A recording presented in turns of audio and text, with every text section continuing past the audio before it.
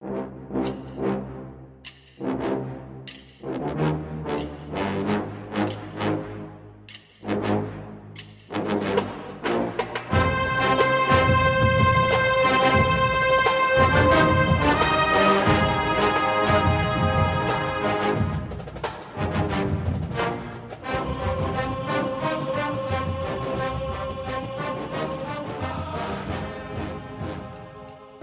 morning, Bucknutters. Welcome to the Bucknuts Morning 5 here on Wednesday, December 11th, 2019.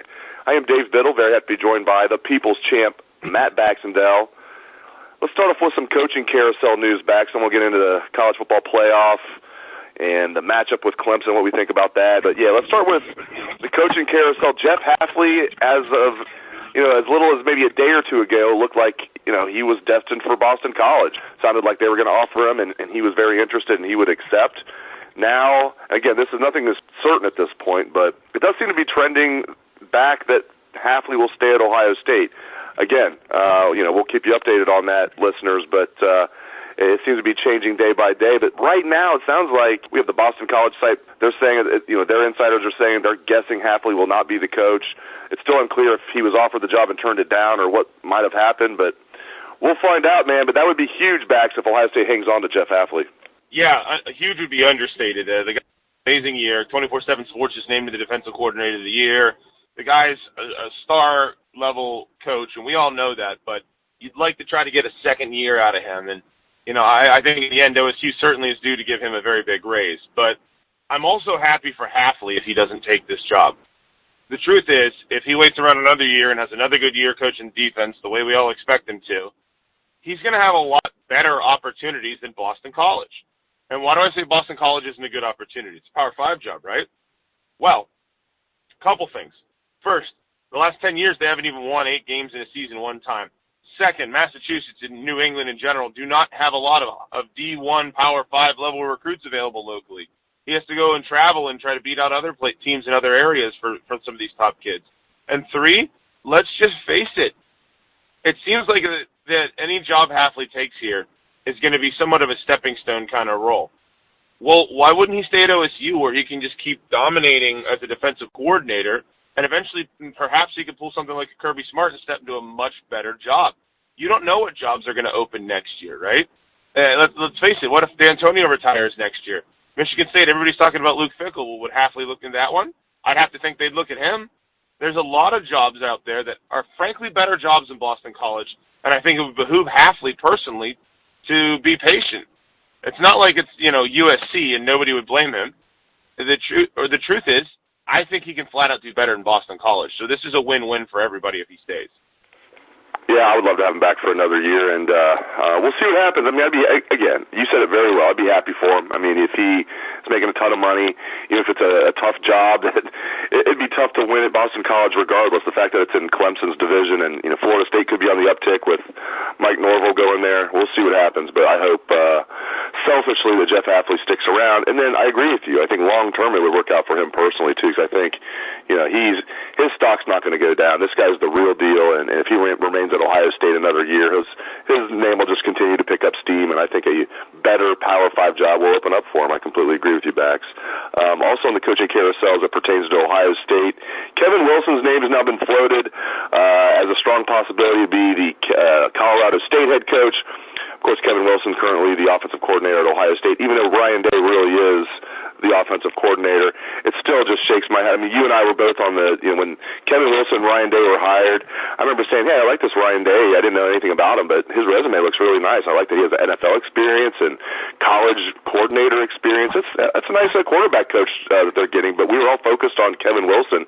They're hired at the exact same time. It's very interesting how it worked out, how it was really Ryan Day was the superstar coming in. Butch Jones, though, I wonder, Bax, about this Colorado State thing. It sounded like Butch Jones to Colorado State was a done deal, and then something happened there. I wonder if this is a negotiating ploy by Colorado State.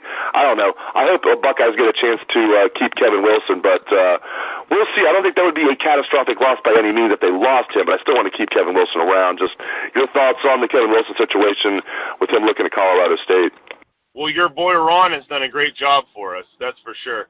I mean, as the founding members of the Kevin Wilson bandwagon, the moment we found out what happened with Indiana, I think it's worked out successfully for all parties involved. And we knew the moment that he came here, his job was to put his head down, recruit well, put together some very strong offensive performances, and in a couple years, he'd have the opportunity to go back out and be someone else's head coach. I also think the fact that Urban Meyer is helping Colorado State gives Kevin Wilson an extra bit of a leg up, because Urban Meyer can personally vouch for everything that went on in that situation to the Colorado State administrators. I don't want to lose him. I still think Butch Jones is going to be the guy. But at the end of the day, Kevin Wilson's time at OSU has essentially done what he wanted to do, right? Came here, rejuvenated the offense, won a lot of games, rebuilt his reputation so that the whole Indiana quote-unquote abuse thing went away. And, I mean, if he moves on, it's a little different than it is with Hafley, because I think Wilson's a guy who was the coordinator whenever he got here, and it quickly became obvious that Ryan Day needed more and more and more opportunities. And so with Ryan Day, Mike Yurcich, and all that group now, Kevin Wilson's kind of third fiddle. So I don't blame him one bit if he wants to move on to a coaching job somewhere where he could be a head coach again. You know, I'm not saying he's unhappy at OSU, but that's the way it goes, is that, you know, he's done what he wanted to do here. And, you know, hey, if he sticks around another year, I'm sure he'll do a great job, and the team will continue to do well, and it'll only help his resume further. But, you know, I think if Colorado State offers, I think Kevin Wilson jumps on it. Let's not forget, he spent some time out in Oklahoma as an offensive coordinator for years. He's not unfamiliar with the Rocky Mountains, and, you know, if he wants to be a head coach again, this is the profile of the job he's going to end up taking. So, you know, it's another thing worth watching. But here's the truth. When you're an elite program doing elite program things, people are going to want to steal your coaches, plain and simple. Whether it's coordinators, whether it's people in other jobs trying to steal them away. I mean, look what happened to Ryan Day, right? Ryan Day was tried to be stolen by the Tennessee Titans. At one point as offensive coordinator, Ryan Day turned down what we believe is the Mississippi State job to be a head coach. It was a job that went to Joe Moorhead. And now look how that worked out for him, right? So, you know, much you think he's happy about that? You think he's happy he turned the Mississippi State job down so he could stay at Ohio State and now be at Ohio State? You really think he's happy about that, Bax? I think that works out as a pretty good career choice for him. And needless to say, Jeff Hafley either, who's in the position of, well, I went to Boston College. Crap, I could be the head coach at Nebraska or something. You know what I mean? So I think that there's two different games here when you're talking about guys in their early 40s like Hafley and Day who are just skyrocketing coaching superstars, and a guy like Kevin Wilson who's on the back half of his career, who's got a lot to give still, but the kind of job he's looking for, I don't know if he's never going to get a Power 5 job again as a head coach, but something like a Mountain West job certainly could be his to have. Bax, you're already firing Scott Frost after 2 years. Not yet. I think that's just an example. I don't think they're going to fire him after 2 years. I know. I'm just giving you some stuff there. We'll keep it kid-friendly. Hey, let's switch gears. First time you and I have talked since the seeding came out. Did Ohio State get screwed, in your opinion, by getting the 2 seed? I think the committee made the wrong choice. I can't say screwed because it's 2 pretty good resumes. And really, you have 3 undefeated Power 5 champions at this point that are 13-0.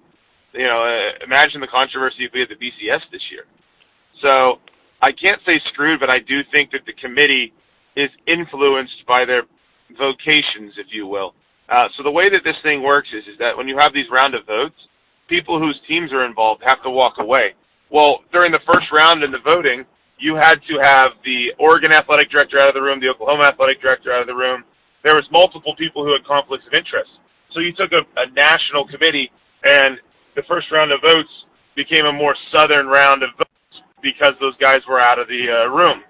And I don't think that's a coincidence that Ohio State dropped in the last week despite winning their championship game against a top 10 team by 2 touchdowns and finishing on a 27-0 run. You know, my biggest surprise is that I thought the committee very clearly wanted OSU to be their number 1 team. After they jumped them past LSU at the Penn State game, to me it seemed pretty clear. I also think resume-wise, OSU has the better resume. They have more ranked wins. They have 4 wins over top 15 or whatever teams.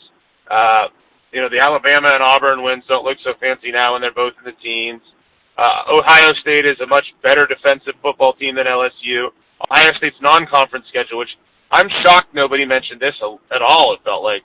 Their 3 non-conference games were against the MAC champion, the Conference USA champion, and the runner-up in the AAC.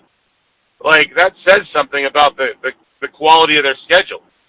So, I'm not surprised, per se, but I'm a little disappointed that they made LSU number 1 when I think everybody in the country who's looking at these top 3 teams thinks that Ohio State's the most complete team on both sides of the ball, and then everybody's looking at Clemson like they used to look at Miami back in the day of, well, they aren't really playing anybody, but they're going to drill everybody they play. So they're probably pretty damn good. LSU is a nice story, but I continue to compare them to last year's Ohio State team. They have an amazing quarterback. They have a fleet of great receivers. They have a defense that has been generally performing below expectations, and their running game isn't as good as it could be. And I just get the feeling that Clemson and OSU are probably the 2 best teams. So it's kind of a shame that they have to play each other in the first round. Yeah, you know what, though? This is a chance to exercise some serious demons, as I keep pointing out. I mean, Clemson, to say Ohio State owes Clemson is a major understatement. Woody Hayes never coached again after that game against Clemson, and it was Woody Hayes' own fault, but he never coached again. Braxton Miller never played the position of quarterback ever again after that Orange Bowl game when Vic Beasley destroyed his shoulder. Braxton somehow finished that game and was still throwing the ball with a destroyed right shoulder, fractured labrum that he then, re-injured, of course, in, training camp the following season. And the 31-0 blow, just absolute embarrassment, the biggest embarrassment of Urban Meyer's career when you consider the stage that it was on and just how shocking it was. It did lead to him revamping the offensive staff, thank God, and bringing in Ryan Day and Kevin Wilson. But my God, Ohio State owes Clemson. Talk about that a little bit. And beyond that, just your thoughts on the matchup itself. Clemson's barely favored, but you spoke about it a little bit already, but just your thoughts on Ohio State getting a chance to maybe exercise some demons and the matchup itself against the Tigers this year. Yeah, there's a lot to unpack with Clemson because you haven't even gotten into the whole Jackson Carman thing or Dabo saying that, Urban's going to retire 2 years before he actually did and trying to recruit against us like that. And in the end, they played Clemson twice in major bowl games in the Meyer era. Once was that infamous Orange Bowl where Braxton got hurt and the Buckeyes looked like they were about to pull away in the game and Philly Brown dropped the punt and that changed the whole course of the game. And, that one sucked a lot because that was the second straight loss after getting upset in the Big Ten championship by Michigan State. They couldn't defend the bubble screen against Sammy Watkins, and Von Bell played his first game as a starter and we all were screaming, where was he the whole year? So, that one stunk. And obviously 31-0 is a game that went down in infamy. That's a game that to this day is still unacceptable. It's the crowning failure of the Beck-Warner era. It was the game that for many people confirmed the limitations of the offense that was being run with a quarterback who couldn't throw the ball particularly strong.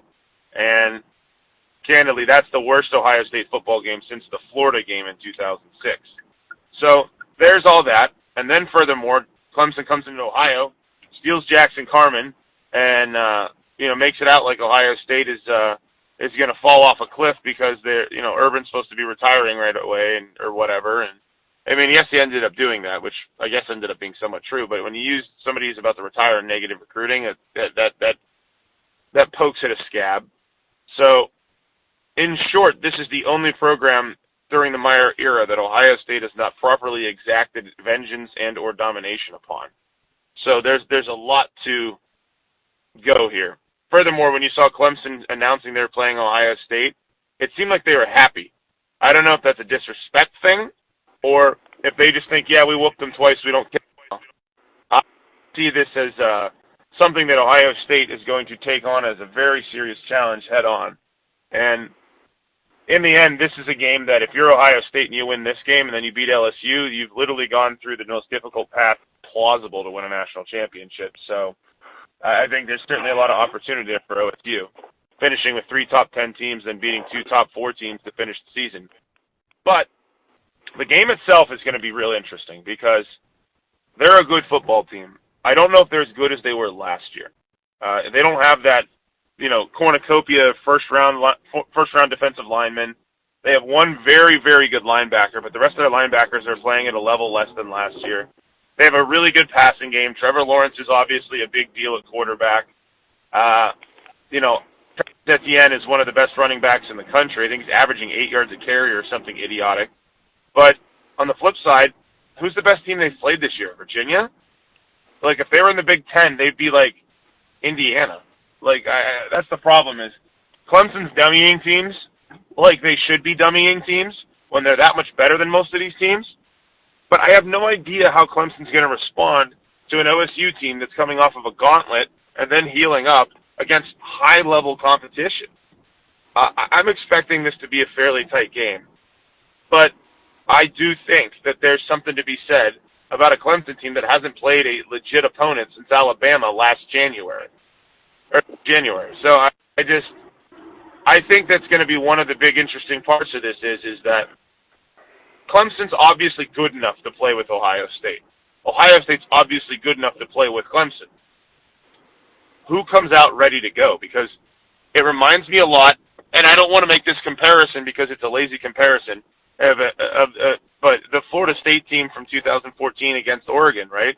You thought it was going to be close, and the truth is Florida State had not really played anybody great that year, outside of maybe Louisville, and Oregon came out and shocked them with their speed, and they just weren't ready for it.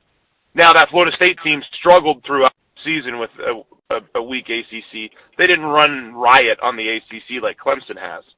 But it'll be interesting to see, because it's the first time Clemson's had to play at this level in a year. And, you don't know if it's going to take them a quarter or two to wake up, and that might be enough for OSU to have the difference. I think another thing that's going to be critical here is that if you're Ohio State, you establish the run, and you establish it early, because, again, Clemson's defense is very good, but they're not the same talent level that they were last year, particularly up front. You can run the ball on these guys, you're going to have success. And having watched that Virginia game where Virginia had like almost 400 yards of offense on Clemson, the first two drops the waltz down the field, there's going to be opportunities for OSU to score a lot of points in this game. So I think the real interesting thing for me is going to be to see how Clemson reacts against an Ohio State team that is light years ahead of anybody they faced this season. Yeah, you touched on this a little bit. I don't think Clemson respects Ohio State at all. I think Clemson, including their fans or players, coaches, look at Ohio State as Ohio State looks at, let's say, Notre Dame, where, yeah, they're a good program and everything, but all we do is beat that ass. That's how they look at Ohio State. There's no doubt about it. And their players, maybe this time will say the right things, unlike last time before the game saying J.T. Barrett can't throw, and they weren't lying. I might say players. It was one DB, but man, he was outspoken before the game last time, before the 31-0 that their quarterback's not very good. They can't throw the ball. It's like, yeah, he was actually right about that.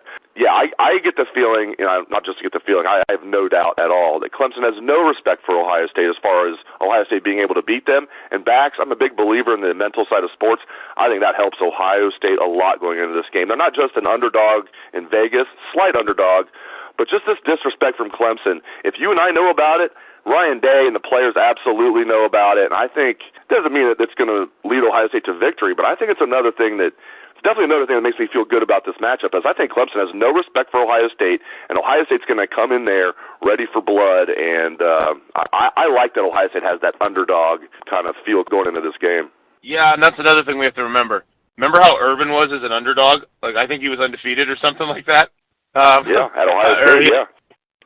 Yeah, that's the thing. When you're a team of OSU's caliber, you've gotten to the point of, it's not a good week unless you win by 2 or 3 touchdowns, right? Like, that's been kind of how the season's gone, where we're like, yeah, they kind of struggled with Penn State. I mean, they beat a top 10 team by 11 points. Like, during the Tressel era, that would have been cause for celebration that we won a game by 11 points against anyone, And now we're, like, complaining that wasn't good enough. So if you're OSU, you're used to holding yourself to a standard of, did I dominate the living bejesus out of this team? Now people are saying that you might actually lose the game. In fact, a lot of people are advocating that you will lose the game. Then you have all this video of the other team celebrating that they're playing you. And all the things Dabo Swinney has said in the past about Ohio State, saying, we put on the film and the boys were real excited. I mean, that stuff's going to be used. They'll say whatever you want in public. Ryan Day worked for a master motivator, the master's in psychology degree himself, Urban Meyer. And you think that Urban doesn't want the Buckeyes to win this game, by the way? He is going to do anything he can to help Ryan Day get these guys ready. I have no doubt that on the Woody for the next couple weeks, it's going to be on loop, Clemson scoring on Ohio State, Dabo Swinney trash-talking Ohio State. And the truth is, I think Clemson really is pretty full of themselves. You want the one thing that seems to me to be a real clear edge beyond X's and O's? Clemson thinks they're going to beat the crap out of OSU. They treat us like we treat other programs that are good but not great. But the difference between an Ohio State and, say, a Notre Dame, who you compared it to, is we actually have the athletes.